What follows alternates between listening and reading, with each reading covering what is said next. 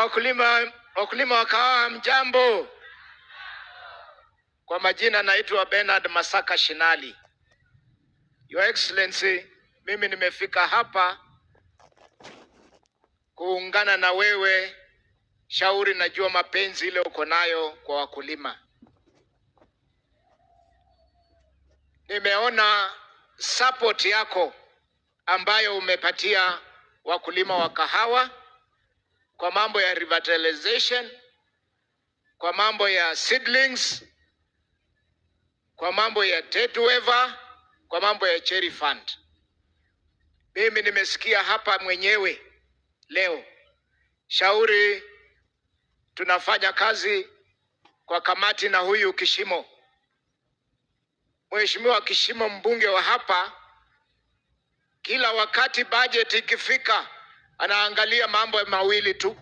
Kwanza, hakuna kuelewana kwa budget kama hiyo. Hakuna pesa ya kahawa, pesa ya kahawa kwa njia ya seedlings, kwa njia ya revitalization.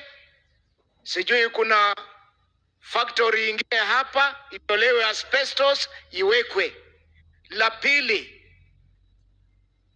mambo ya mchele, kwa sababu tumeona rais umetupatia pesa ya rice mop-up. Saa hii wakulima wa mchele area hii hawatakuwa na shida ya mambo ya mchele, kwa sababu pesa imeingia. Wewe mwenyewe umetupa pesa ya kutosha, na omba tu rais, mambo ya importation ya rice tuhakikishe mchele yetu ya hapa kwanza ndio inanunuliwa. Ikipungua ndio tuangalie mambo ya mchele ya kutoka mahali pengine. Mwisho kabisa rais, mimi nataka hawa wakulima wa Central wa kahawa wajue, sisi sasa huko Western tulikuwa kando kidogo. Nyinyi ndio mliunda hii serikali na sisi tumekuja. Tunataka tutembee na nyinyi kwa hii serikali.